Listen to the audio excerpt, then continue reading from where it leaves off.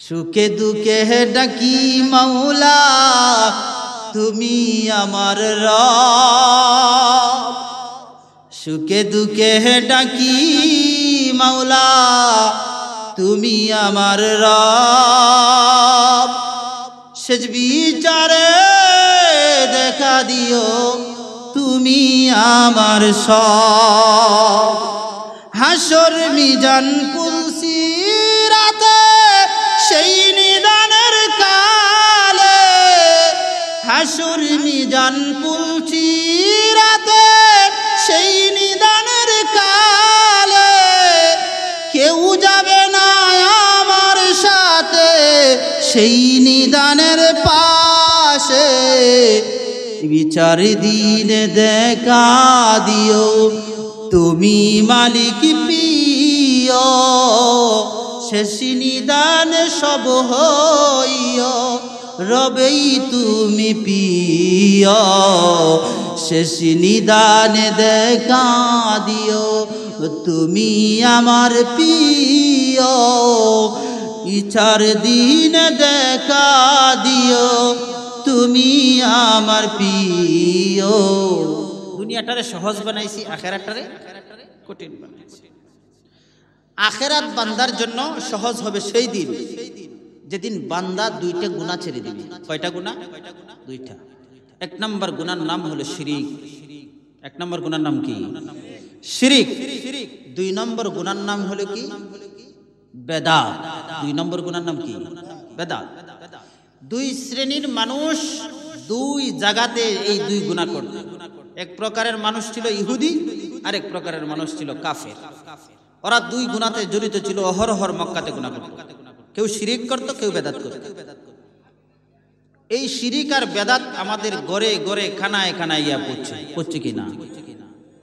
কিন্তু আল্লাহ তাআলা বলতেছেন এই দুইটার চাইতো কঠিন দুইটা গুনাহ আছে, যে দুইটা গুনাহ মানুষকে জাহান্নামে নিয়ে যায়। অসৎ বন্ধু। কি বন্ধু? অসৎ বন্ধু। অসৎ বন্ধু মানুষকে বিপদগামী বানায়। পথভ্রষ্টের বন্ধুত্বের কারণে পথভ্রষ্ট হয়ে যায়। এই জন্য রাসূল করিম সাল্লাল্লাহু আলাইহি ওয়াসাল্লামের জামানায় সাহাবায়ে কেরাম খুব বেশি ভালোবাসতেন, বেশি কাছে থাকতেন, বেশি বন্ধুত্ব সম্পর্ক করতেন নবীর সাথে। যে কারণে তাদের বন্ধুত্ব ছিল খুব ভালো, পরিচিত ছিল ভালো। এদের সম্পর্কর কারণে দুনিয়ার থাকতে আল্লাহ তাদেরকে জান্নাতের ব্যবস্থা করে দিয়েছে। মুসলমান ভাইরা আমার, নবী ছিলেন সবচেয়ে বড় দামি নবী ছিলেন, উত্তম একজন নবী ছিলেন, আদর্শমান একজন নবী ছিলেন। নবীর পরে কোনো নবী নাই। নবীর আগে যত নবী ছিলেন প্রত্যেকটা নবীর উপরে এক একটা দায়িত্ব দিয়ে এক একটা শ্রেণী, এক একটা গর্তের উপর আল্লাহ পাঠিয়েছিলেন। কিন্তু বন্ধু আমার আপনার পয়গম্বর যিনি ছিলেন নবী, উনি এমন একজন নবী যে নবীর মধ্যে ছিলেন সবচেয়ে সৎ একজন, ব্যবহারকৃত একজন নবী। মুসলমান ভাইরা আমার, পুরা জিন্দেগিটা যার জীবনের সাথে মহাগ্রন্থ আল কুরআনকে আল্লাহ তাআলা পিট করে দিয়েছিল, আম্মা জান আয়েশা সিদ্দিকার কাছে গিয়ে বলতেছেন পয়গম্বরের যত সাহাবী ছিলেন, আম্মা জান আয়েশা নবীর চরিত্র সম্পর্কে, যেই তো নবী দুনিয়াতে নাই, নবীর চরিত্র জানতে চায়। আম্মা জান আয়েশা বলতেছেন তোমরা কি কোরআন পড়ো না?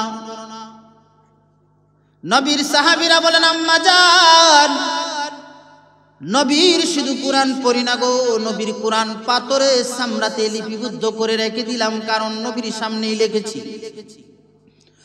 আম্মা জান আয়েশা বলেন এ সাহাবীরা শুনো, যে কোরআন লিখে রেখেছো, পাথরে লিখে রেখেছো, চামড়াতে লিখে রেখেছো, সেই নবীর পুরা 30 পারা কোরআন দিয়েই আল্লাহ চরিত্রটাকে গঠন করেছে। 30 পারা কোরআন যেমন ভুল নাই, নবীর চরিত্রের মধ্যে কখনো কোনো ভুল নাই। জিন্দেগিটা ছিল পরিপূর্ণ একটা জিন্দেগি, যে জিন্দেগিটার নাম হলো মহান চরিত্রের অধিকারীর জিন্দেগি। মুসলমান ভাইরা আমার শোনো, তামাম জিন্দেগি মানুষ যদি গুনাহ করে, গুনার পরে যদি নেক করে, মুছে যায়, আবার গুনাহ শুরু হয়, আবার গুনাহ মুছে যায়। ও বন্ধু, এই দুনিয়ার জিন্দেগির ভিতরে দুই প্রকারের জাতি মানুষগুলো লিপ্ত হয় গুনায়। এক প্রকারের মানুষ হলো শিরিককারী গুনাহগার, দ্বিতীয় নাম্বার মানুষ হলো অসৎ বন্ধু গুনাহগার। দুই জাতির কাছ থেকে যদি তোমার বিবেক আর বুদ্ধিকে সরায় রাখতে পারো, আল্লাহ রাব্বুল আলামিন বলেন ওই দুই জাতি যেদিন ধ্বংস হয়ে যাবে সেই দিন তুমি জাহান্নাম থেকে বেঁচে যাবে।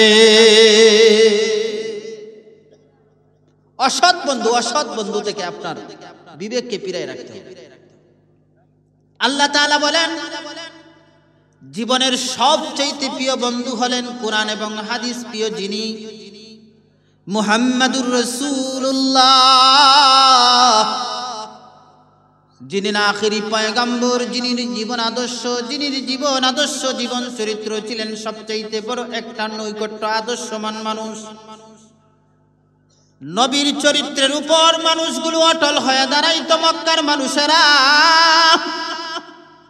সব মানুষের চিন্তা ছিল আখেরি যুগের পয়গম্বরের জীবন ব্যবস্থা চিন্তা, কিন্তু মুসলমান চিন্তা করে বুঝুন, ও মুসলমান, আমার আপনার জিন্দেগিটা কোন পথে শেষ করছি, কোন পথে জীবন যৌবন শেষ করছি। আমরা সবাই বলি জন্ম হোক যথায় যথায়, কর্ম যদি হয় ভালো, জীবন ধন্য হবে, সফলতাই হবে গাঢ়। মুসলমান ভালো করে বুঝুন, জিন্দেগির শুরুটা যদি ভালো না হয়, জীবনের কর্ম আপনার ভালো হবে না। আখিরি যুগের পয়গম্বর বিশ্ব নবী, যার জীবনের শুরুটা ছিল ভালো, জীবনের শেষটাও ছিল ভালো, যে কারণে তার বন্ধুত্বের মনে কোনো কমতি ছিল না। যার জীবনের মধ্যে রেকর্ডকৃত জিন্দেগি 63 বছরের জিন্দেগি ছিল, পরিপূর্ণ একটা জিন্দেগি। মক্কার ইহুদি কাফেররা বলতো, মুহাম্মদের জীবন আদর্শ যখন শুনেছি তখন থেকে আমাদের ধারণা পরিবর্তন হয়ে গেছে। মক্কার মানুষেরা দলে দলে দলবদ্ধ হইয়া বলেন, আব্দুল্লাহর ছেলে মুহাম্মদ, তোমার জীবন আদর্শের ভিতরে এত সুন্দর বাণী আগে আমরা জানতাম না। কিন্তু আব্দুল মুতালিব যেদিন মক্কার জমিনের ভিতরে পাগলের বেশে, কাঞ্জুফা চুল ছিল, কাবরুবি জামা ছিল, মুষ্টির ভিতরে হাঁটি লাঠি ছিল, বুড়ো মানুষ যখন আব্দুল মুতালিব হাঁটতো, মক্কার আনাচে কানাচের মানুষগুলো আব্দুল মুতালিবের কানে কানে ইন্ধন দিত, ওগো আব্দুল মুতালিব, তুমি কি চিনো তোমার সন্তান আব্দুল্লাহর ছেলে যে মুহাম্মদ দুনিয়াতে আছে? ও মক্কাবাসীরা, আমরা আব্দুল মুতালিবের কাছে যখন গিয়ে বসতাম, বন্ধুত্বের পরিচয় দিতাম। আব্দুল মুতালিব ছিল আমাদের একজন বেশ বন্ধু, ভালো বন্ধু। কিন্তু আব্দুল মুতালিব বন্ধুত্বের সময় দিত ততক্ষণ যতক্ষণ তার সাথে ভালো ব্যবহার করতাম ততক্ষণ। যখন থেকে উল্টা পাল্টা করতাম, আব্দুল মুতালিব আমাদের কাছ থেকে বিদায় হয়ে যাইতো, বলতো, বন্ধুরা, দুনিয়াদার বন্ধুর সাথে আমি আব্দুল মুতালিবের কোনো পরিচয় নাই, আমি আব্দুল মুতালিবের কোনো সম্পর্ক নাই। মক্কার বড় বড় লিডাররা বলতেছেন, আব্দুল মুতালিব, তুমি তো ভালো একজন মানুষ, ভালো একজন বন্ধু, হঠাৎ করে বন্ধুত্বের সম্পর্ক নষ্ট করে দিলা, কারণ কি? আব্দুল মুতালিব বলেন, মক্কাবাসীরা, আমার আল্লাহকে পরিচয় দিতে যদি কোনো মানুষের ইন্ধনতা কই, মানুষের মধ্যে যদি দুর্বলতা হয়, তাহলে আমি আব্দুল মুতালিব তার সাথে সম্পর্ক থাকতে পারে না, কারণ আমার রবকে যারা ভুলিয়া যায় তার সাথে আমার কোনো সম্পর্ক নাই। আমার রবের পরিচয় যা জানতে চায় না, সেই মানুষের সাথে আমি আব্দুল মুতালিবের কোনো সম্পর্ক নাই, কোনো বন্ধুত্ব নাই। যাও যাও, তোমার মতন বন্ধুর আমার প্রয়োজন নাই, কোনো দরকার নাই। আমি পাথরের উপর দাঁড়ায় থাকবো, এতে আমার কোনো অসুবিধা নাই, বন্ধু আমার পাথর। এ মক্কার মানুষেরা দলে দলে দলবদ্ধ হইয়া আব্দুল মুতালিবকে বলতেছেন, আব্দুল মুতালিব, তুমি কি পাগল হয়ে গেছো? তোমার ছেলে মরে যাওয়ার পরে কি তুমি পাগল হয়ে গেছো? আব্দুল মুতালিব চোখের পানি ছেড়ে কান্দে। মক্কার মানুষেরা বলতেছেন, এ আব্দুল মুতালিব, এমন আর কোন যন্ত্রণা আমরা দিলাম? বলতেছেন, এ মক্কাবাসীরা শুনো, আমার যে একটা সন্তান ছিল আব্দুল্লাহ, আব্দুল্লাহরও বন্ধুর কোনো অভাব ছিল না, সম্পর্কের কোনো অভাব ছিল না। হে মক্কাবাসীরা, আব্দুল্লাহর সম্পর্ক যাদের সাথে ছিল ওরা আমার কাছে এসে বসে কান্দে আর আব্দুল্লাহর কথা বলে। কিন্তু আমার আব্দুল্লাহ যে হীরা মানিক ছিল, আমার আব্দুল্লাহ যে এত গুণমতী ছিল, আমার আব্দুল্লাহ যে এত গুণমান ছেলে ছিল, সচ্চরিত্রের ছিল, আমার জানা ছিল না। মক্কার মানুষেরা বলেন, আব্দুল্লাহর কাহিনীগুলো শুনতে চাই, বলো না, বলুন একটু আব্দুল মুতালিব বলো। আব্দুল মুতালিব বলেন, এ মক্কাবাসীরা, আমার আব্দুল্লাহ এই মক্কার মরুভূমির জমিনে যখন চলতো, প্রাপ্ত বয়সের আব্দুল্লাহর কপালে জানি কি একটা আল্লাহ সুন্দর একটা নূরের জলমল ছটঙ্ক দিয়েছিল। আমার আব্দুল্লাহকে দেখে রাস্তার মুড়ি মুড়ি মহিলারা দাঁড়ায় দাঁড়ায় বলতো, এ আব্দুল মুতালিবের ছেলে, তোকে বড় পছন্দ করি রে আব্দুল মুতালিবের ছেলে, জানিস না আমরা মক্কার গুণবতী রূপসী, আমাদের সুন্দর পছন্দের কোনো অভাব নাই, আমাদের বাবার সম্পদ এবং ধন দৌলতের অভাব নাই। আব্দুল্লাহ, তোর কাছে বিবাহের প্রস্তাব দিলাম রে আব্দুল্লাহ, সঙ্গী বানায় আনে, তোর মধ্যে কি জানি জলমল করে, এটাই আমরা জানতে চাই। আব্দুল মুতালিবের সন্তান আব্দুল্লাহ চোখের পানি ছেড়ে কান্দে, আমি জানি না। মক্কার বড় বড় লিডারেরা জানতে পারলো, মক্কার বড় বড় দার্শনিক আলেম আবেদেরা সমস্ত দলবদ্ধ হইয়া মক্কাতে মিটিং করলো। মিটিং এর ভিতরে প্রকাশ করে দিল, আব্দুল মুতালিব কোথায় আছে? আব্দুল মুতালিবকে নিয়ে আসো, আব্দুল মুতালিবের সাথে আমরা পরিচয় হই। মক্কার বড় বড় লিডারদের সাথে বাহির দেশের রাষ্ট্রদূতরা এসে সম্পর্ক স্থাপন করলেন। এ মক্কার লিডারেরা, আব্দুল মুতালিবকে রে, আব্দুল মুতালিবের পরিচয় দাও, বন্ধুত্ব করতে চায়। আব্দুল মুতালিব একজন ভালো মানুষ। বড় বড় লিডারেরা, রাষ্ট্রদূতেরা বলতেছেন, আমাদের কাছে কিতাব আছে, আমরা ঘোড়ার উপর উঠি নাই, উটের উপর উঠে আসলাম। আমাদের সফরি কিতাবগুলো গাদার উপরে করে নিয়ে আসলাম। আব্দুল মুতালিবের পরিচয় হেডলাইনের ভিতরে দেওয়া আছে, আব্দুল্লাহর পরিচয় দেওয়া আছে। মহান মনুষ্যের যিনি জন্মের আবির্ভাব এই মক্কাতে জন্ম নেবেন, যিনি নাম ছিলেন মুহাম্মদ, এই লোকটা এই মক্কাতে জন্ম নেবে, উনি একজন ভালো বন্ধু, ওনার পরিচয় থাকবে মক্কার পরিচয়। মক্কার বড় বড় লিডারেরা চক্ষু বন্ধ হয়ে গেল, আর কান্না আসে না, আনন্দ আত্মহারা হয়ে গেল। আব্দুল মুতালিব, বাহির দেশের রাষ্ট্রদূতরা এসেছে, তোমার কবর নেই, এতদিন পর্যন্ত তোমার কোনো কবর কেউ নিল না। আব্দুল মুতালিব, চলো, তোমার ঘরের ছায়ার নিচে নাকি আখিরি যুগের পয়গম্বর আসবে, চলো। আব্দুল মুতালিব বলবেন, মক্কার লোকেরা, যাও যাও, তোমাদের সাথে আমার কোনো সম্পর্ক নাই, তোমরা তিরস্কার করো, আমাকে পছন্দ করো না, আমাকে নিয়ে ঠাট্টা করো, আমার পরিচয় নিয়ে তোমরা ঠাট্টা করো, আমাকে নিয়ে তিরস্কার করো না, না, আমি তোমাদের সঙ্গে যাব না, যাও তোমরা যাও। আমাকে দিয়ে যদি কারো প্রয়োজন হয় তাহলে আমার বাড়িতে আসবে, আমি কারো বাড়িতে যাব না। মুসলমান ভালো করে শুনুন, জন্ম হোক যথায় যথায়, কর্ম হোক ভালো, এটা প্রবাদ বাক্যের একটা কথা, কিন্তু ভালো করে শুনুন, জন্ম যথায় যথায় হইলে কর্ম ভালো হয় না। জন্ম যদি ভালো জায়গায় হয়, কর্ম ভালো হয়। কথা বলেন ঠিক কিনা?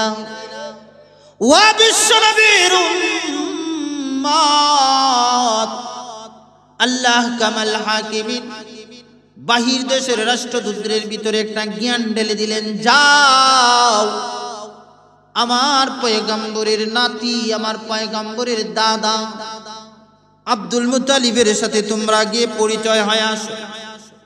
দৌড়তে দৌড়তে উটের উপর উঠলেন, গাদার উপরে করিয়া কিতাবগুলো তাদের নিয়ে আব্দুল মুত্তালিবের বাড়ির সামনে যায়।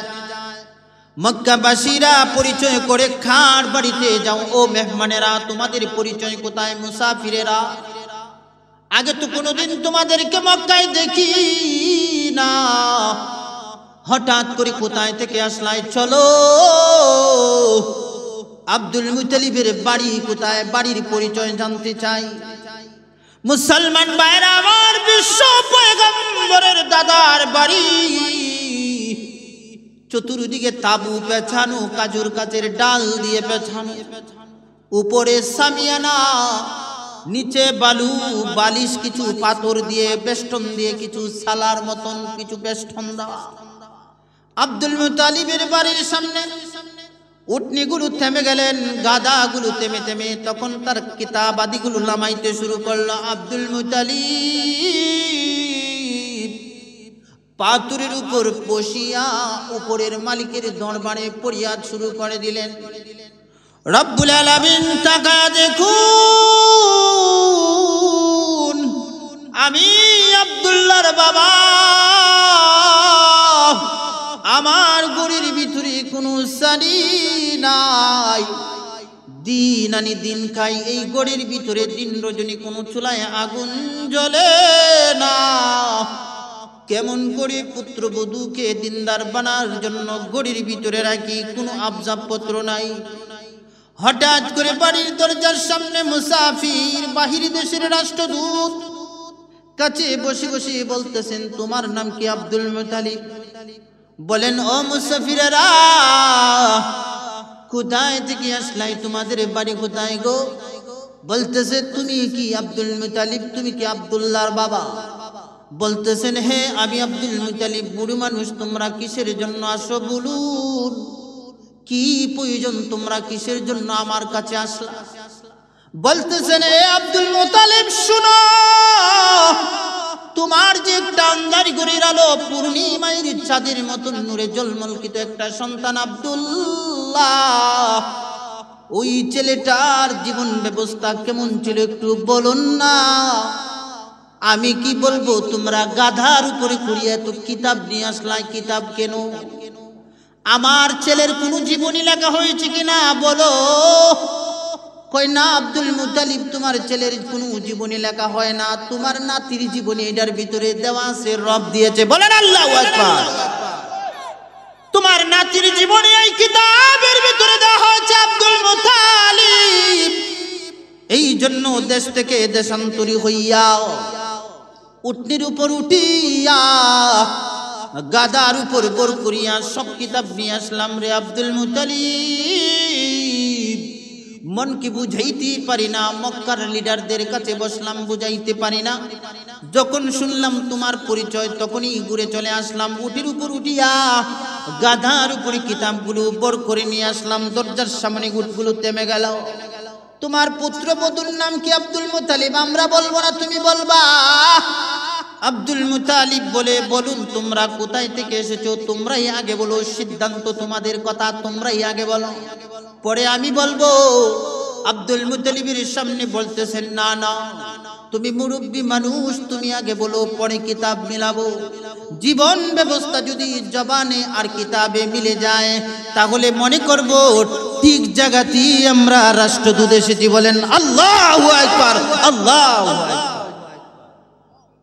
বিশ্ব নবীর দাদা, নবীর দাদা কেমন ছিল মুসলমান, নবীর বাবা কেমন হবে, নবীর মা কেমন হবে, নবী কেমন হবে, আগে আসল জায়গা ছিলেন।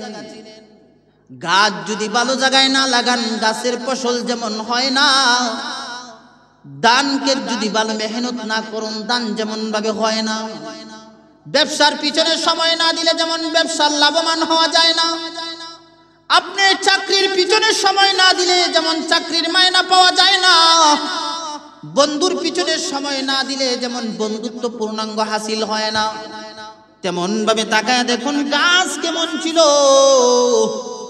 গুড়াটা কেমন হবে দেখেন আব্দুল মুতালিব কেমন ছিল। আব্দুল মুতালিব বলেন, ও বাহির দেশের রাষ্ট্রদূতেরা শুনো, আমার ছেলে আব্দুল্লাহ ছিল আমার ছেলেদের মধ্যে একজন ভালো মানুষ, কিন্তু ও মুসাফিরেরা, আমার ছেলে যখন মক্কার আঁকা বাঁকা রাস্তা দিয়ে হাঁটত, মাঝে মাঝে মক্কার আড়ালে গিয়ে যখন কোনো পাথরের উপর বসত, মক্কার গুণবতী সুন্দরী রূপসীরা, যারা ধনের অভাব নাই, মালের অভাব নাই, ক্ষমতার অভাব নাই, ধনী ধনী মেয়েরা, ধনী বংশের মেয়েরা, ধনী বংশ শুধু নয় উচ্চ বংশের মেয়েরা, ধনী ফ্যামিলির সন্তানেরা আমার ছেলে আব্দুল্লাহকে বিবাহর প্রস্তাবের চিঠি দিত। ওই আব্দুল্লাহ, আমাদের বাবার সম্পদের অভাব নাই, বংশেরও কোনো দাম কম নয়, তুমি যদি বিবাহের প্রস্তাবে রাজি হয়ে যাও তাহলে তোমাকে বিবাহ করব, নির্দ্বিধায়, কোনো প্রশ্ন নাই। কিন্তু লজ্জা মুখে নিয়ে আমার ছেলে আব্দুল্লাহ বড় লাজুক ছিল, বড় লজ্জাশীল ছেলে ছিল। কানতে কানতে তখন আমার কাছে এসে বলতো, আব্বা জান, আমি মক্কাতে আর দিনের বেলা বের হতাম না, রাত্রে বের হব। তখন আমি জিজ্ঞাসা করলাম, এ আব্দুল্লাহ, আমার বংশ কুরাইশ বংশরে আব্দুল্লাহ, শুন, মক্কাতে যত বংশ আছে সব বংশের মধ্যে ক্ষমতাবান এবং শ্রেষ্ঠ বংশ কুরাইশ। আমার ছেলে রাত্রের বেলা কেন যাবে, দিনের বেলায় হাঁটবে, আমার সিদ্ধান্ত। কিন্তু রাষ্ট্রদূতেরা, আগো মুসাফিরেরা, আমার সন্তান আমার কথা মানে না, বলেন না না, দিনের বেলা বাজান মক্কার গুণবতী ধনী বংশের মানুষেরা, টাকারও অভাব নাই, বংশেরও কোনো মর্যাদার অভাব নাই, সুন্দরী রূপসীরা, আমি আব্দুল্লাহকে যখন বিবাহর প্রস্তাব দেই তখন আমি লাজুক হইয়া দৌড়তে দৌড়তে যখন চলি, একজন মহিলা আর একজন মহিলার কানের সাথে মুখ লাগায়া বলে, তাকায়া দেখ বান্ধবী, আব্দুল্লাহর কত বড় লাজুক, এই জন্যই আব্দুল্লাহর কপালে বড় টিকা, এত সুন্দর নূরে ঝলমল করতেছে, এই আব্দুল্লাহর কপালের দিকে তাকাইলে নিজেকে তামায়া রাখতে পারি না। বান্ধবীরা একজনের সাথে আরেকজন বলে, তখন থেকে আমিও জানতাম না আমি তার বাবা আব্দুল মুতালিব। তখন থেকে আমার ছেলে যখন বিবাহ করলো ওই আমেনাকে, মক্কার গরিব একটা মেয়ে, অহাবের মেয়ে, গরিব মেয়ে, ওই অহাবের মেয়েকে বিবাহ করার পর আমি জিজ্ঞাসা করলাম, তুমি কি আমার ঘরে শান্তিতে আছো না, আমার ছেলে কোনো সমস্যা করে? তখন মেয়েটা বলল, না বাবা জান, তোমার ছেলে আব্দুল্লাহ আমার সাথে কোনো কথা খারাপ কোনো আচরণ করে না, আমার সাথে কোনো দিন ঝগড়া করে না, ফাসাদ করে না, এত মায়াবী এত আদর্শমান ছেলে আমার কপালে জুটেছে। সেই সিদ্ধান্ত আমি বড় অটল ছিলাম, আমি বড় ভালো ছিলাম। দিন যেত চলে যায়, সংসারের জীবন যাপন শুরু হয়ে গেল।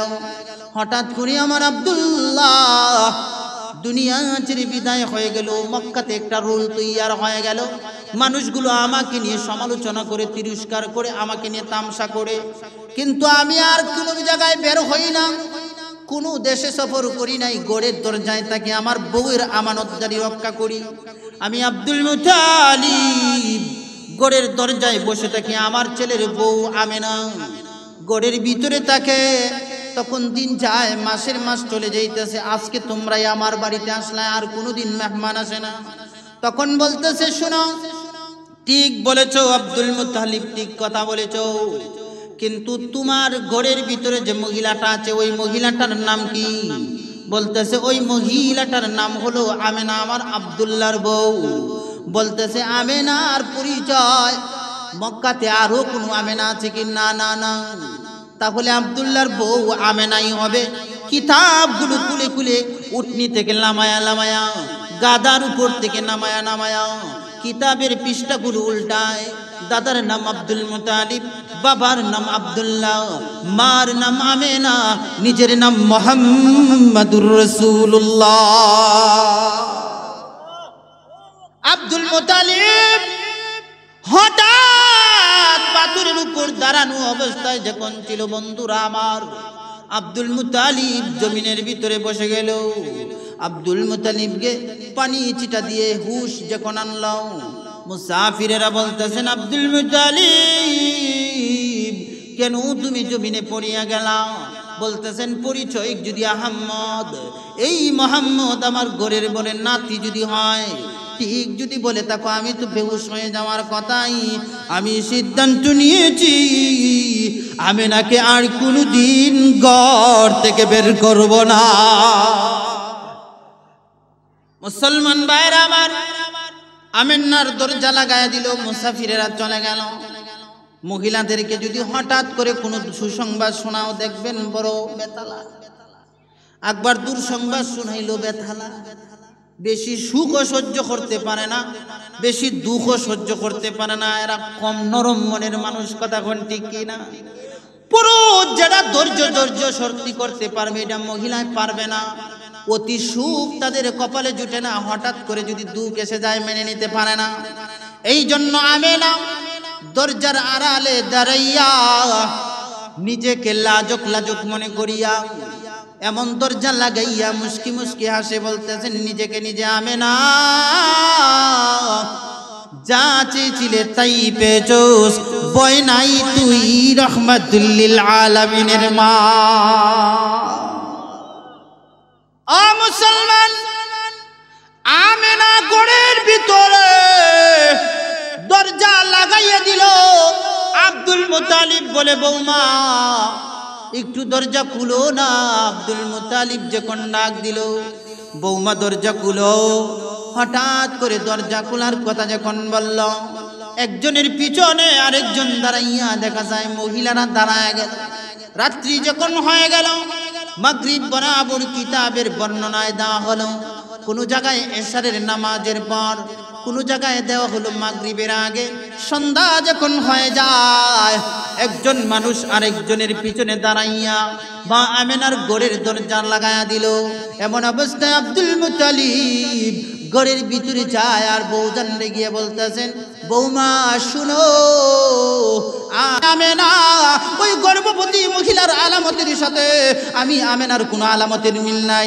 গর্ভবতী যদি স্বাভাবিক একজন মহিলা হয়, তখন তার গর্ভবতীর অবস্থায় পেটটা একটু সামনের দিকে বেড়ে যায়, মুখের রুচিগুলো কমিয়া যায়, শরীরগুলো দুর্বল হয়ে যায়, শরীরটা পোলা পোলা হইয়া যায়। আমি আমেনার এমন কোনো চিহ্নত নাই। মহিলাকে বললেন, আম্মা যান ঘর থেকে বের হয়ে যেতে পারেন। আমি বড় লজ্জিত। তখন ঘর থেকে বের হইয়া মা আমেনা যখন দাঁড়াইলেন, সমস্ত হিংস্রপ্রাণী গর্তের পিপিলিকা সমুদ্রের সব জিনিসগুলো দলবদ্ধ হইয়া হিংস্র প্রাণীরা যখন লাফালাফি শুরু করলো, মক্কার মহিলারা দৌড়তে দৌড়তে কুয়া থেকে দূরে সরে গেল। তখন আমেনা বলতেছেন, ও বান্ধবীরা, হিংস্র প্রাণীদেরকে কেন ভয় পাও? ওরা আমাদের কোনো ক্ষতি করবে না। তখন দূর থেকে তাকায়া দেখে হিংস্র প্রাণীগুলো এমনভাবে লাপুলাপু দিয়া এমনভাবে দৌড় যখন শুরু করলো, মা আমেনার পা বরাবর দাঁড়ায়, কেউ মা আমেনার শরীরের সাথে মিশায়, কেউ মা আমেনার পাড়গুলো চুমা দেয়। হিংস্র প্রাণীরা, যেসব মক্কার মানুষেরা যে সমস্ত প্রাণী দেখে রাস্তা ছেড়ে দেয়, ঘর ছেড়ে দেয়, বাড়ি ছেড়ে দেয়, স্বামী ছেড়ে দেয়, দৌড়তে দৌড়তে পেরাশানি হয়ে মারা যায়, এই সমস্ত প্রাণীদেরকে দেখিয়া দলবদ্ধ হইয়া মা আমেনার পা মুবারকে চুমা দেয়। বাজুতে এসে বলতেছেন, জবান খুলে দিও। কিছু কিছু মানুষের কিছু কিছু কান্নার পানির যখন এমন হয়, অতি সুখ অতি আনন্দ যখন আসে, আনন্দেও মানুষের কান্না আসে, কথা বলেন ঠিক কিনা? হঠাৎ রিস্কাওয়ালার ছেলে বিএস চাকরি হয়ে গেছে। এত বড় চাকরি, বড় চাকরিওয়ালা হয়ে গেছে। শুনলো রিস্কা ভাই সারা জীবন ভ্যান গাড়ি চালাইছে, একটা রিস্কা কিনছে। রিস্কাওয়ালার ছেলে বড় চাকরিজীবী, বড় একজন চাকরিজীবী। বিসিএস ক্যাডার শেষ করে তার একটা বড় পদবীর চেয়ার পেয়েছে, জজে হয়ে গেছে, ম্যাজিস্ট্রেট হয়ে গেছে, এইরকম একজন বড় চাকরিজীবী হয়ে গেছে। হঠাৎ করে শুনলো মা বৃদ্ধ মানুষ, বাবাও বৃদ্ধ মানুষ। হঠাৎ করে আরেকজন কানে মোবাইল লাগায়া বলতেছেন, মোবাইলের ভিতরে দেখলো রিস্কাওয়ালার ছেলে বড় চাকরিজীবী হয়ে গেছে, অনেক যোগ্যতা অর্জন করছে বাবার মেহনতের টাকা দিয়া। হঠাৎ করে বাবার কানে গিয়ে বলতেছেন, চাচাজি শুনলাম নাকি অমুক ডিস্ট্রিক্ট জজ হয়ে গেছে তোমার। রিস্কা ছিল, বাবা হয়ে গেছে। কারণ ওই রিস্কাওয়ালায় হঠাৎ করে এটা মেনে নিতে পারে না। অতি সুখ অতি দুঃখ কোনো দুর্বল মানুষ মেনে নিতে পারে না, কথা বলুন ঠিক কিনা? কিছু মানুষের আনন্দে হেসে আছে, রিস্কাওয়ালায় হাসতে পারে না, কান্দে কান্দে বলতেছেন চাচাজি কান্দু কেনেন বলুন না, আপনি কান্দেন কেন, আপনি তো হাসার কথা। কাছের মানুষগুলো মিষ্টি কিনে বলতেছেন চাচাজি খাও, আজকে থেকে রিস্কাওয়ালা নয় জজ সাহেবের বাবা, আপনার পরিচয় জজ। তখন বলতেছেন বাতিজারা রে আমি মিষ্টি খাবো না, আমার বেনগাড়ি আর রিস্কার টাকা একটাও হারাম না, হালালের প্রতিদান আমার রব আজকে আমাকে পুরস্কার দিয়েছে। মা আমেনা চক্ষু বন্ধ করে কান্দে, বিচার দিনের মালিক, কিয়ামত হাসরের মালিক আল্লাহ, আমার গড়ে আলো বাতাস হিংস্র পানিগুলো যাবে বলে চতুর্দিকে বেষ্টন করে রাখ। আজকে গর্জিনী পিপিলিকা এমন কোন প্রাণী নাই আমার দরজার সামনে আইসা আমার পা মুবারক বেশে বেশে যায়। আমি খোদার কসম মাওলা তোমার জাতি নামের কসম, আমার পেটের ভিতরে আখিরি যুগের পয়গাম্বর আমি আমেনার আর কোনো সন্দেহ নাই। আল্লাহু আকবার, আল্লাহু আকবার, আল্লাহ। বান্ধবীরা বলতেছেন আসো ও আমেনা, তোমার ছেলের সাথে বন্ধুত্ব করবে মক্কাবাসীরা, আসো তুমি কুয়ার সামনে আসো। আমেনা যখন কুয়া বরাবর গেলেন, হাদিসের কিতাবের বর্ণনায় বালতি অথবা বোঝা যায় তলি। আমেনা বলতেছেন পানি যখন উঠানোর জন্য বালতি অথবা তলি সামনের দিকে বাড়ায়, পিছনের দিকে তাকায়া দেখে পানি জুলু নিচ থেকে এমন ভাবে উপরের দিকে আসতেছে আর আওয়াজ দিতেছে আমেনা তুমি নিচের দিকে মাথাগুলো নিচু কর। এ আমেনা হাতের বালতি কুয়াতে চাড়তে হবে না, দু জাহানের বাদশা রাহমাতুল লিল আলামিন, নবীদের নবী ইমামুল মুরসালিন নবী রাহমাতুল লিল আলামিন নবী তোমার পেটের ভিতরে তোমার নইতে হবে না, স্বাভাবিক অবস্থায় দাঁড়ায় থাকো, আমরা পানি তোমার বালতির ভিতরে ঢুকিয়ে যাব। এমন হাজারো ঘটনা আখির যুগের পয়গম্বরের জীবনের সুলগ্ন দুনিয়াতে আসার আগেই যদি এমন হয়, দুনিয়াতে শিশু নবী জন্ম নেওয়ার পরে কি পরিমাণ ঘটনা, শিশু নবী দেখার পরে কি নবীর ঘটনা, এতটুক আলোচনা করার থেকে বুঝাইতে পারলাম এই নবীর উম্মত হইয়া যদি কেউ দাড়ি কাটে, এই নবীর উম্মত হইয়া যদি মাদ্রাসার বিরোধিতা করে, এই নবীর উম্মত হইয়া যদি মসজিদের বিরোধিতা করে, ওই নবীর উম্মত হইয়া যদি আলেমের বিরোধিতা করে, ওই নবীর উম্মত হইয়া যদি চুগলি করে নিন্দা করে, ওই নবীর উম্মত হইয়া যদি সুদ গায় ঘুষ খায়, ওই নবীর উম্মত হইয়া যদি অন্যের জায়গা জুলুম বেবিচারি করে, ওই নবীর উম্মত হইয়া যদি বেবিচারের কাঠগড়ায় দাঁড় করায়, এই নবীর উম্মত হইয়া যদি নাফরমানি করে বেনামাজি হয়, এইটা মেনে নেওয়া যায় না। এই জন্য পবিত্র কুরআনুল কারীমের আয়াত দ্বারা আল্লাহ রাব্বুল আলামিন বলতেছেন ইয়া আইয়ুহাল্লাযীনা আমানু লা তাত্তাখিযু ইহুদা ওয়ান নাসারা আউলিয়া, ঈমানদারদেরকে আল্লাহ সচ্চা ঈমানের কথা বলেছেন, পরিষ্কার ঈমান নিয়ে তোমরা দাঁড়াও। কোথায় দাঁড়াইবা? বন্ধুত্বের পরিচয় করো। ইহুদিরা ইহুদিদের বন্ধু হবে, নাসারারা নাসারাদের বন্ধু হবে, খ্রিস্টান খ্রিস্টানের বন্ধু হবে, বৌদ্ধরা বৌদ্ধের বন্ধু হবে, সুদখোর সুদখোরের বন্ধু হবে, ঘুষখোর ঘুষখোরের বন্ধু হবে, নাফরমান নাফরমানের বন্ধু হবে, গাঞ্জাখোর গাঞ্জাখোরের বন্ধু হবে, টিক্কাওয়ালা টিক্কাওয়ালার বন্ধু হবে, নাফরমান নাফরমানের বন্ধু হবে। তুমি তোমার বন্ধুত্বকে যাচাই করিয়া নাও, অসতের সাথে তোমার কোনো বন্ধুত্ব হতে পারে না। আল্লাহর নবী বলতেছেন বন্ধুত্ব যদি তোমার বানাইতে হয়, কুরআনওয়ালাকে তুমি বন্ধুত্ব বানাও, জীবন দেনওয়ালাকে বন্ধুত্ব বানাও, জীবন সঙ্গীকে তুমি বন্ধুত্ব বানাও। বন্ধুত্বের পরিচয় যদি দিতে হয় মুমিন স্বার্থ হোক জীবনওয়ালার সাথে তুমি বন্ধুত্ব করো। ঈমান যদি তোমার দিতে হয়, ঈমানদারের সাথে ঈমান মিলাও। বেঈমানের সাথে তোমার ঈমানদারি হতে পারে না, বেরোজদারির সাথে রোজাদারের বন্ধুত্ব হতে পারে না, বেনামাজির সাথে নামাজির বন্ধুত্ব হতে পারে না, আলেম হইয়া জালেমের বন্ধুত্ব হতে পারে না, সুদগুরু ঘুষখোরের সাথে আলেমের বন্ধুত্ব হতে পারে না, নাফরমানের সাথে আলেমের বন্ধুত্ব হতে পারে না। এমন ভাবে হাজারো কাদিয়ানির সাথে বন্ধুত্ব হতে পারে না, সাতবন্দির সাথে তাবলিগের বন্ধুত্ব হতে পারে না, গাঞ্জাকুর জিনাকুরের সাথে বন্ধুত্ব হতে পারে না। কারণ এই দুনিয়ার দুশমন ইসলামের দুশমনের সাথে বন্ধুত্ব হতে পারে না। আল্লাহর পয়গাম্বর পরিচয় করে দিতেছে, বন্ধুত্ব যদি বানাইতে হয় সাহাবায়ে কেরামের মতন আদর্শবান মানুষের সাথে বন্ধুত্ব করো, জীবন হবে ধন্য ফুলের মতন পবিত্র। ফুল যেমন গোমর সরণ সত্রায় তার জীবন ব্যবস্থাকে মানুষকে আলোকিত করে দেয়, তার গন্ধ ছড়াইয়া দেয় সারা জমিনে, তার সেন্টগুলো মানুষগুলো সুবাস নেয়, তেমন ভাবে ভালো একজন বন্ধুর শেষে পরিণত হও। সৎ সাথে বন্ধুত্ব যদি করো, জীবন সঙ্গী বানাইয়া জান্নাতি তোমার বন্ধুত্বের পরিচয়ে দাঁড়াবে। নবীর সম্পর্ক ছিল কার সাথে? দিনদার সাহাবীদের সাথে, যারা দুইটি জিনিসকে আল্লাহর নবীর জন্য দান করে দিয়েছেন, জান আর মাল। নবীর বন্ধুত্ব কার সাথে ছিল বলুন না? জান দিয়েছে যারা, মাল দিয়েছে যারা, তার নবীর সাথে বন্ধুত্ব ছিল বেশি। সাহাবায়ে কেরামের মধ্যে বুজুর্গ সাহাবী হযরতে সালমান ফারসি রাদিয়াল্লাহু তাআলা আনহু একজন মুরব্বী সাহাবী।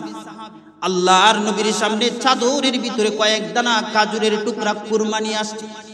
আল্লাহর নবী বলেন, এ সালমান, তুমি বড় মুরব্বী একজন মানুষ, তুমি কি নিয়ে আসলা আমার? বলতেছে, না গো আল্লাহর নবী,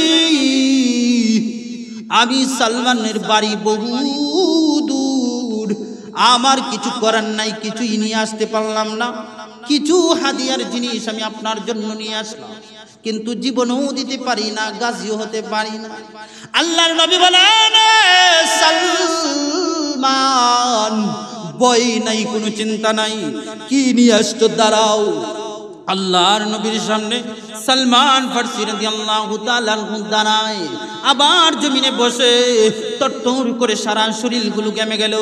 সালমান ফারসি রাদিয়াল্লাহু তাআলা আনহু আল্লাহর নবীর জন্য কি পরিমাণ পাগল ছিল। আল্লাহর নবী বলেন, সালমান, কি নিয়ে এসেছো একটু দাঁড়াও। সালমান ফারসি কিছু কুরমা কাজুরি নিয়ে আসলেন। নবীর কাছে বড়াইতে সাহস পান নাই। নবীর চেহারার মধ্যে এত নূরান্বিত ছিল, নবীর মেজাজগুলো এত গরম ছিল। আল্লাহর নবী বলেন, সালমান, ভয় নাই, কোনো চিন্তা নাই রে সালমান, আসো। অন্যের সাথে রাগ করতে পারি, দমক দিতে পারি, আমার বেঈমানের সাথে কোনো আপোষ নাই রে সালমান। কোনো মক্কার ইহুদি, কোনো মক্কার কাফের এবং বেঈমান যদি, তাদের সাথে আমি মুহাম্মাদের কোনো আপোষ নাই। আমার জীবন যেমন ভাবে শুরু হয়েছে, মরণ তেমন ভাবেই আমার শুরুটা মনে করি। আমার জীবন যেমন এক সেকেন্ডের ভরসা নাই, মরণের জন্য তো ইয়ার এক সেকেন্ডের জন্য প্রয়োজন মনে করি না। সালমান ফারসি রাদিয়াল্লাহু তাআলা আনহু চোখের পানি ছেড়ে কান্দে আর নবীর সামনে আয়াতে কারিমা তেলাওয়াত করে আর নবীকে ডাকে, ওগো আল্লাহর নবী, বহু দূর মক্কার ইহুদিরা কাফেরেরা দলবদ্ধ হইয়া বলতেছেন, এ সালমান, কার পিছনে সময় দেশ রে সালমান? আখিরি যুগের পয়গম্বরের কাছে যদি সময় দেশ, দনেও ধনী হতে পারবেন না, মানেও সম্মানী হতে পারবে না। তুই নবীর দাদার বয়সের বড়, নবীর বাবার বয়সের বড়, তুই একজন মুরব্বী মানুষ, মুহাম্মদ শিশু মানুষের সাথে তুই সময় দেশ। তখন বলতেছে সালমান, ওগো আল্লাহর নবী, আমি সিদ্ধান্ত নিয়েছি আপনার সাথে বন্ধুত্ব করব। এই জন্য পরিচয় যখন থেকেই শুনলাম তখন থেকেই বন্ধুত্ব করে নিলাম। হয়তো জীবন দিয়ে দিব, হয়তো আমার মাল যতটুকু আছে সবগুলো আপনাকে দিয়ে দিব, জান দিয়ে দিব প্রথম, মালও দিয়ে দিব প্রথম। একজন সাহাবীদের মধ্যে মুরব্বী সাহাবী এমন প্রশ্ন যখন করলেন, আল্লাহর নবীকে যখন বললেন, সালমান ফারসি রাদিয়াল্লাহু তাআলা আনহু চোখের পানি ছেড়ে কান্দে। আল্লাহর নবী বলতেছে, সালমান, আয় আয়, তুই আমার বুকের সাথে বুক লাগা, আমার জীবন ধন্য, কারণ তুই যে আমি মুহাম্মদকে তোর জীবনের চাইতে বেশি ভালোবাসা। আল্লাহর নবীকে ভালোবাসলে বন্ধুত্ব যদি করতে হয়, জীবন যৌবন দিয়া বন্ধুত্ব করতে হবে। আল্লাহর নবী ভালোবেসেছিল। আবু বকর বলতেছেন, ওগো আল্লাহর নবী, চাই মক্কার 12টা দোকান আমি আপনাকে দিয়ে দিতাম, আপনার বন্ধুত্বের ভিতরে আমি অফ হয়ে যাই। আবু বকর বলতেছেন, ওগো নবীজি, মক্কাতে 12টা দোকানের মালিক আমি আবু বকর। আমি নিয়ত করে ফেলেছি 12টা দোকান আগামীকাল আপনাকে দিয়ে দিব। হযরত মুহাম্মদ সাল্লাল্লাহু আলাইহি ওয়াসাল্লাম, যিনি ছিলেন মহানবী, যার নামের সামনে ছিলেন মহানবী, যাকে আল্লাহ মহাগ্রন্থ আল কোরআন দিয়ে সম্মানিত করেছেন। মুসলমান ভাইরা আমার, আবু বকরের এই কথা আম্মা জান খাদিজা ঘরের ভিতর থেকে শুনতে পারলেন, নিজেকে বড় দুর্বল মনে করলেন। আম্মা জান খাদিজা ঘরের ভিতরে দরজা লাগায় আর কুলে। এমন কিছু পেরেশানি যদি মহিলাদের মধ্যে হয়, দেখবেন মহিলারা অস্থির হইয়া যায়, অতি কষ্টের কারণে দরজা লাগায় আর কুলে বসে আর উঠে, এমন চিন্তাযুক্ত হয় কিনা? কথা বলেন, হয় কিনা? এমন চিন্তাযুক্ত হয়। আম্মা জান খাদিজা চিন্তাযুক্ত হয়ে গেলেন, আবু বকর আগামীকাল আমার স্বামীকে 12টা দোকান দিয়ে দিবে। এ খাদিজা, তুই এখনো নবীর ঘরের ভিতরে বসবাস করছ, এখনো নবীকে তুই চিনলে না। আল্লাহর নবীকে চিনার পরিচয় খাদিজা নিজেকে আঙ্গুল দিয়া বলেন, খাদিজা, এখনো তুই আল্লাহর পয়গাম্বরকে চিনিস না? নবীর পয়গাম্বরের সাহাবী আবু বকর মাত্র 12টা দোকানের মালিক, 12টা দোকানই দিয়ে দিবে আগামীকাল। আর তুই খাদিজা মক্কার গুণমতী, তুই খাদিজা মক্কার ধন সম্পদের কোনো অভাব নাই, তুই দার্শনিক মহিলা, জ্ঞানী মহিলা। এ খাদিজা, তুই কি এখনো মুহাম্মদকে চিনিস নাই? তোর স্বামী নিজেকে নিজে দাবি করেন স্বামী। এমন অবস্থায় খাদিজা পাথরের উপর বৈশা ডাকতেছেন, আল্লাহর নবী, আসসালামু আলাইকুম ওয়া রাহমাতুল্লাহ। আমরার বউগুলো যদি ঘরে ডাক দেয় তাহলে গড়ায় 1.5 হাত লম্বা একটা দরখাস্ত দিয়া দেয় বাজারে, বাজার লইয়া সালাম দিবে, দূরের কথা কথা কইতে।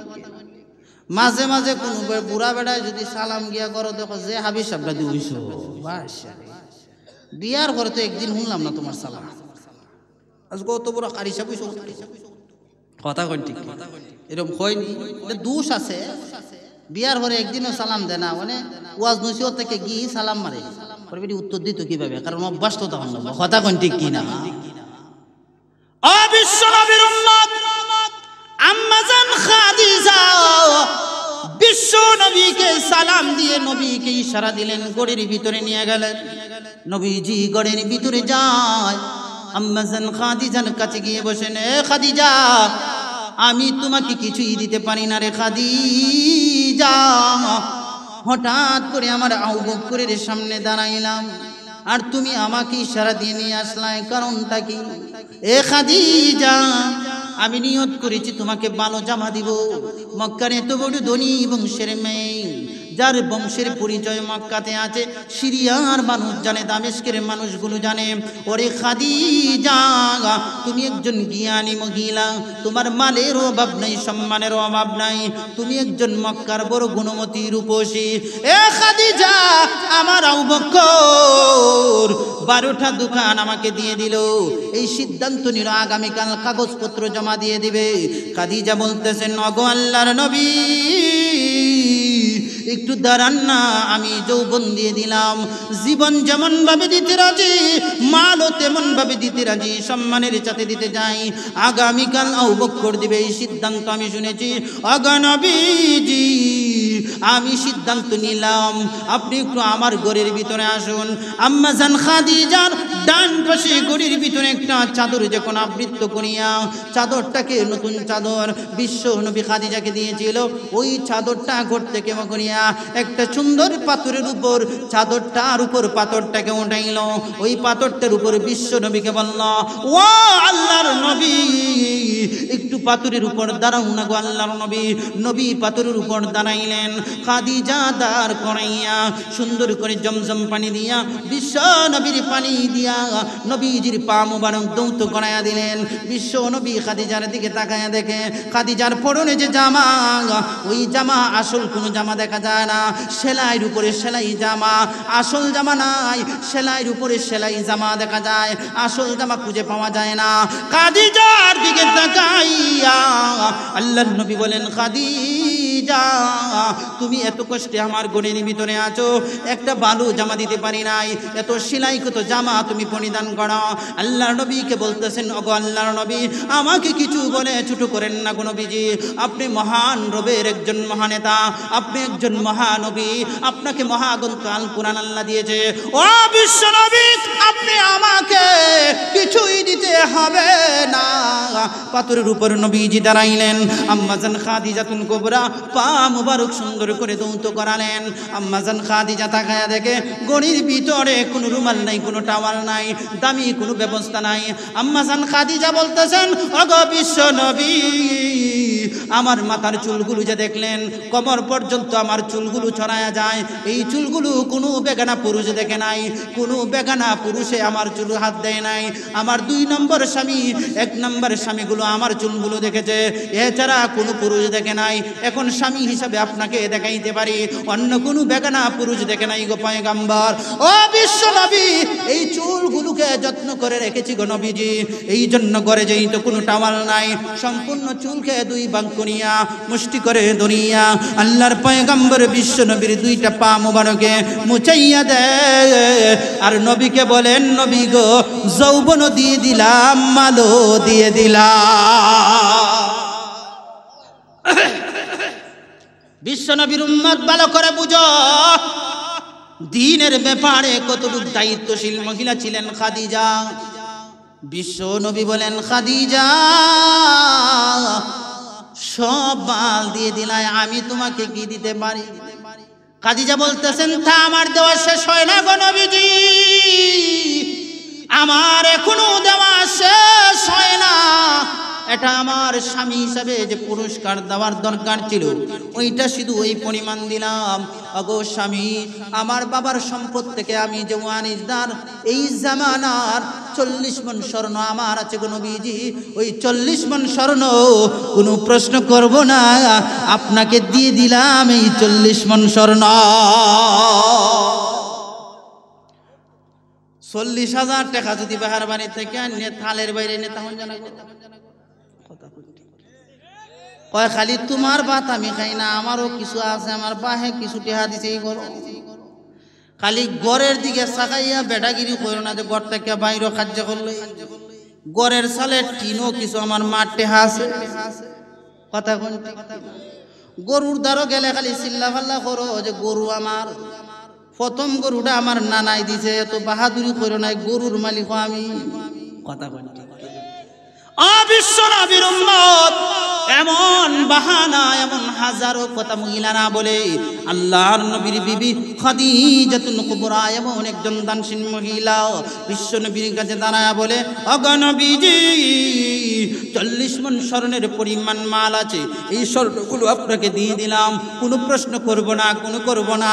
আমি শুনেছি আপনাকে কেউ নাকি পয়গম্বর আবু বকর আগামীকাল আপনাকে নাকি দিয়ে দিবে। ওগো নবীজি আবু বকর নাকি আগামীকাল 12টা দোকান দিয়ে দিবে, এইটা আমি নিজেকে তামায়া রাখতে পারি না। বিশ্ব পয়গম্বর নবীদের নবী ইমামুল মুরসালিন রাহমাতুল লিল আলামিন, বিশ্ব জাহানের কুল কায়নাতের জন্য যিনি রহমত, রাহমাতুল লিল আলামিন খাদিজার মাথায় হাত দিয়ে বলেন, খাদিজা আমাকে তুমি এমন ভাবে দিয়ে দিলায়, মালও দিয়ে দিলায়, জানও দেওয়ার জন্য প্রস্তুত।